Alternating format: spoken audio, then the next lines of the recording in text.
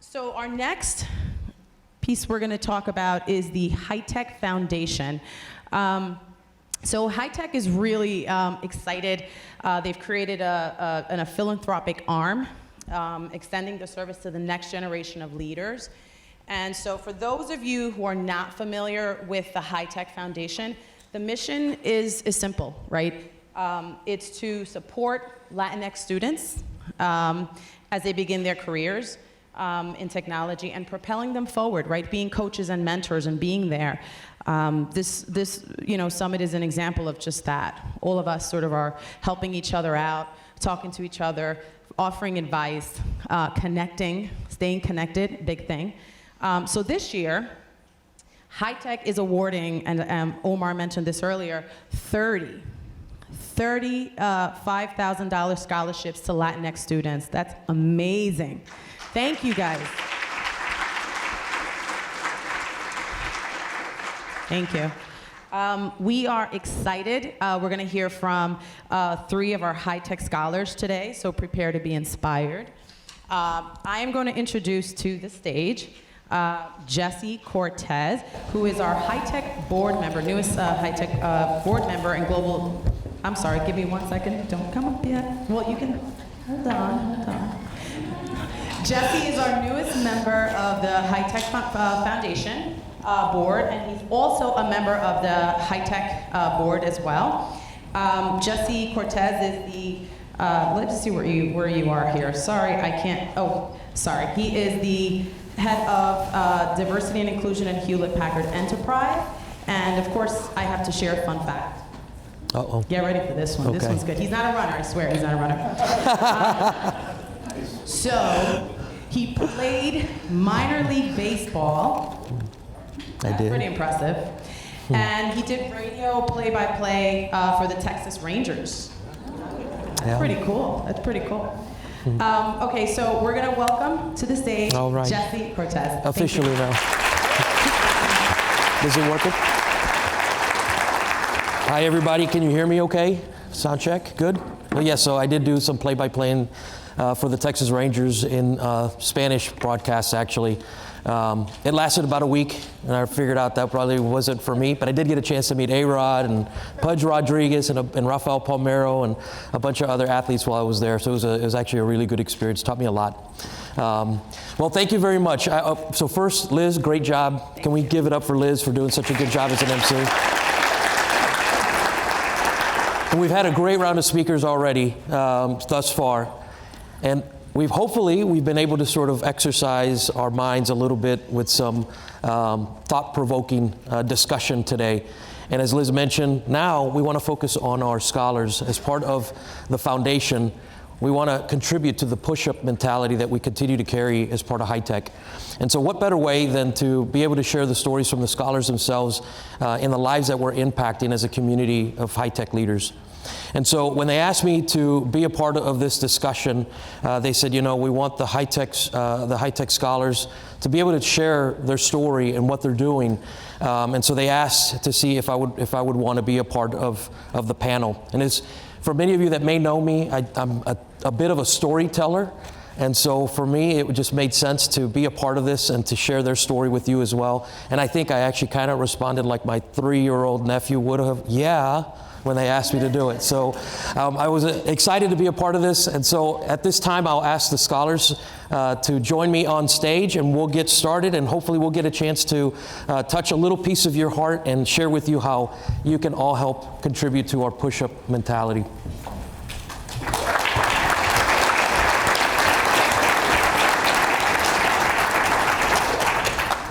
Thank you for joining us. Thank you, Juan. Thank you, Isabel and Jimena. So I think what we'll start with is I'm going to give them a chance to introduce themselves. Maybe share with them, give them your name, give them what part of what you're studying, what university, and then also tell them what part of the world your family hails from. How about that? Maybe we'll start with you. Yep. Soy Jimena, and I study information system and technology at the George Washington University. I was born in Peru, and we moved here in 2001. And I am a rising senior and look forward to graduating next year. Good. Juan? My family is from El Salvador. I was born in El Salvador as well. We moved when I was 13 years old, and I am a freshman at Virginia Tech, and I'm majoring in computer science.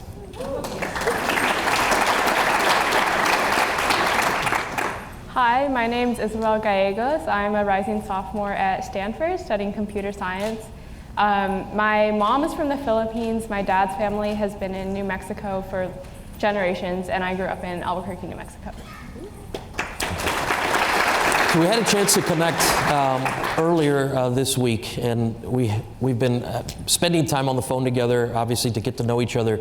But when we had an opportunity to really spend time face to face, what I enjoyed was really seeing their faces light up when I asked them to talk about their story and to talk about the support system that they have back home, and how HITEC really in this opportunity, right, to be scholars and for us to provide them support has really begun to sort of change their lives. So, but before we get to the story itself, I want each of you to kind of share with them your own personal perspective, not the canned professional answer, but the personal perspective about why you love technology. Why is it so important in your life? Well, for me, I was just an inspiration. Like, I was already inspired by my father, and honestly, I feel like I am following his footsteps, and it really means a lot to me to be able to, just finish where he left off. He didn't get to, finish school, and also I think it's really interesting, and I like that it includes like critical thinking, and I feel always really challenged since never born. Yeah. What about you, Juan? So what I like the most about technology is how the industry is so big, and it's like it covers an umbrella of many other industries. It's not only technology, but technology is in every other field, and I just like how you're able to apply your knowledge to many other fields. So that's why. Isabel? At like a personal level for me, when I was growing up, I really liked puzzles and problem solving, so I think that technology fits in really well with that. I think that it's just inherent, especially in computer science, you're always problem solving, so I like that. But I also agree with Juan. I think that the applications of technology are so broad and they have the power to affect so many people, and so I think knowing that I have the potential to have that big of an impact, I think that is really meaningful to me. Yeah. Okay, so let's talk about your backgrounds, your story. Growing up, what was it like for each of you, and what support did you get from your families to now pursue this technology track in school? Well, definitely moral support. They honestly, like, the parents were probably like, my cheerleaders. They always wanted the best for me, and I guess, you want me to share my story? Yeah, please. So coming into the United States, 2001. It was a little bit hard because you kind of have to blend in, like Peruvian, you have to like blend into American tradition. I think that was a little bit hard. But then once I finished high school, I started to really question, like, what do I really want to do? And I did some programming and website developing when I was 12 years old. I didn't realize it was coding at the time. I thought it was just a hobby. It was something that I really liked, just playing with applications and code. And I believe that I was kind of like really doubting myself prior to college. I didn't think that I was smart enough to, study information technology. Eventually, I cut all that out. Again, my parents were very encouraging, and I started to believe in myself. And that's when I started to enroll. I enrolled into Northern Virginia Community College, and that's where I realized that I love programming. I really like networking, and playing. I really like playing with servers. I really like getting really a hands-on experience with configuring servers. But most of all, I'm not sure if you guys. I'm sure you guys have know this organization called Year Up. I joined Year Up, and they have helped me immensely. They have developed me into a professional, and my speaking skills still need to develop, but I believe that they really do empower urban students, just like this organization has done for me. And after that, I graduated Nova, and now I think I'm at my highest potential at this time. I work full-time as an IT analyst, And George Washington is allowing me to also pursue full-time school at night. It's just really inspiring, and I really like to push myself further, and now I know my full potential. And lastly, what really inspires me is that I am able to let my parents know that their sacrifice was worth it. Thank you. Yes. So Juan, we're going to come back to you here in a moment. Okay. Isabel, would you mind telling your story? Sure. So as I mentioned, my mom immigrated from the Philippines when she was a kid. My dad also didn't grow up with a lot, so they both didn't come from a lot, but they both became engineers. So as the daughter of two engineers, it was pretty natural for them to support me in my interest in STEM. So I think that beyond the support that they gave me in terms of like finding ways to nurture my interest, I think that they set an example for me of how to be confident in what I do, and how to essentially like be a role model and turn back around and help other people. I think when I was in high school, I took some computer science classes, but I didn't really have a good experience in them. I didn't have a lot of confidence, but my mom is also a computer scientist, so having that role model in my life, I think, gave me the encouragement to continue going forward. I think without that, it would have really been easy for me to just choose a different path. And so I think that now that I've had those role models in my life, I think that that's instilled in me kind of this attitude of, like we talked about, like turning back around and helping others.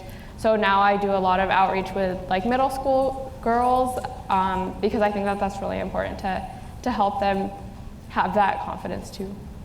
And Mom's in the audience, right? Yeah, my mom. Could we have Mom stand up? I think she's recording. So when we had the opportunity to connect and they shared their stories, as I mentioned, their faces lit up, right? And so Juan, I'm going to have you tell your story too. And I if I could share, I really saw a lot of emotion with Juan too when he shared his story. And so talk about not only just the story itself, but talk about where you sort of draw from your sense of motivation and your sense of inspiration to sort of pursue your dreams, like Isabel and Jimena have mentioned too. So I guess it's all comes from my parents. My parents, my dad grew up with not a lot. My mom she grew up with not a lot, and they both succeeded, and they both went to college in El Salvador, and they set a role model for me, like that this is the path that you take if you want to become a professional, if you want to study, you want to be a professional in a field. And just my parents have always supported me, like ever since. They don't really know, they're not techie persons, but they don't really know what I'm doing when I'm on my computer. But they've Sound familiar to anybody? they've always like supported me financially mostly. Like they got me my first computer, and they when they saw that I could do all this stuff, and I was like, hey, do you want to see what I just did? And they tried it, and then they actually could see what I was doing, and they supported me a lot in that way. And they're still supporting me financially, and they are very excited for me to go to college, and they really want me to follow their footsteps, and like I really want to make sure their sacrifice is worthwhile, and that's why I want to major in computer science, and I'm so glad that they are allowing me to pursue my dream. Sure. So a common theme that we actually heard, and when we reflect back to even our morning discussion with Annette and Nellie, was this sense of self-confidence, right? And sometimes maybe feeling that you fall into sort of a state of maybe being less motivated, right? And wanting to tackle challenges, et cetera. And one of the things that each of them was able to share with me is that they have gone through some pockets of that activity too, where they felt maybe that they didn't have the confidence or to really sort of aspire to pursue a track in STEM or in technology. And one of the things that I wanted to do while we were here, and it kind of struck me this morning when we were listening to Annette and Nellie talk about how we have to find that source of inspiration, and HITEC and really the foundation and really this community. And so I know I recognize that some of you may be new to HITEC and this may be your first event.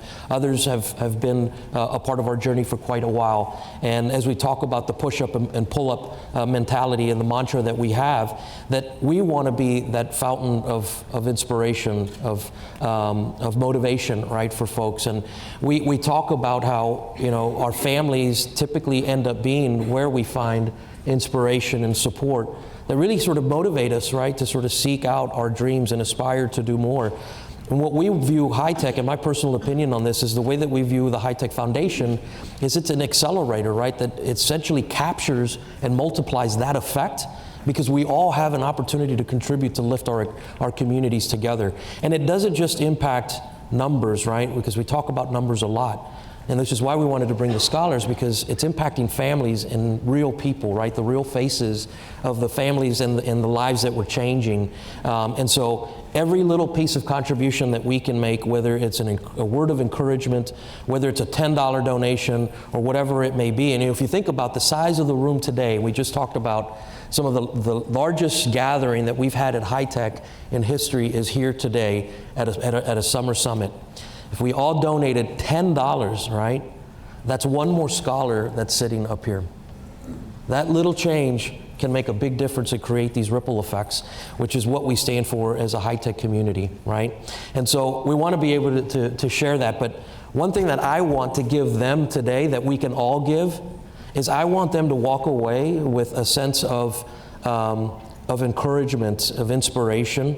And so whenever they feel like I'm starting to fall into maybe a less confident feeling, right, that they can think about this moment. So if you would indulge me, I'm going to have you just show a round of support, a loud, strong clap support, so that they remember what this is like.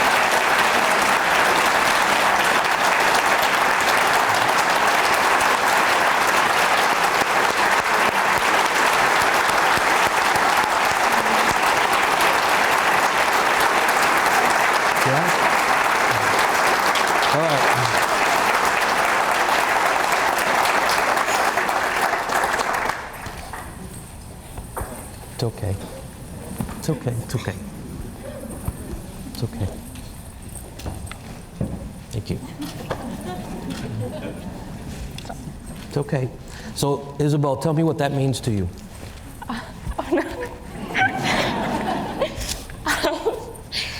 I think, like, for me, I've struggled a lot. Oh my God, I'm so sorry. It's okay. Take your time. So, like, I've struggled a lot with my confidence in STEM. I think it's really easy for me to see the value in other people's work, and it's really easy for me to just, like, downgrade my own work, or, like, to tell myself that I'm not enough, or I'm not good enough. Even if I do have, like, my parents telling me that, like, they've been a huge support for me. I'm so sorry. So I think that I can't really explain how much it means to me to, like, have this kind of support. Like, even just, like, being here and seeing all these people who have been so successful. Like, I think, like, every single one of you guys is, like, a role model for me. And seeing other people do that and seeing that they're supporting us as well, I think that that just makes me feel so empowered. What about you, Juan?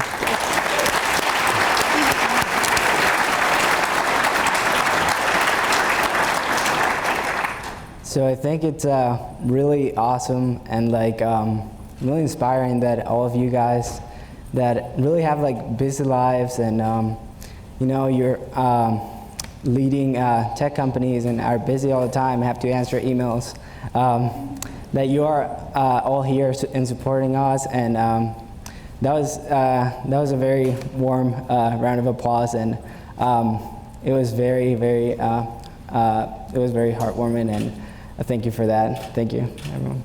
Thank you.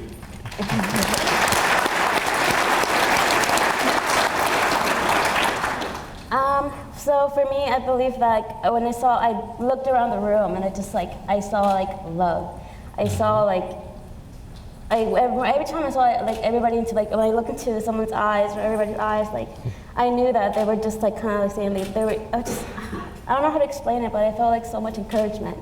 And it's just, I did get to talk to a lot of you guys, and I found it really inspiring. And it just really moves me to see how passionate everyone is to uplift and contribute, especially when it's hard being like the only one, being pioneers in your field, and that's what I felt like. And yeah, I guess I thank you so much. I really felt it from all of you. Well, so I know we're down on time here, but again, hopefully that's a call to action for all of us, right? That, I mean, we've got future leaders sitting here, right, that really understand our mission. And I know we've got, plenty of leaders in the audience that obviously believe in you and that believe in each other and all of us. And this is what makes, I think, HITEC really a special organization and a special community. So thank you to the panelists, and enjoy the rest of the conference. Yeah.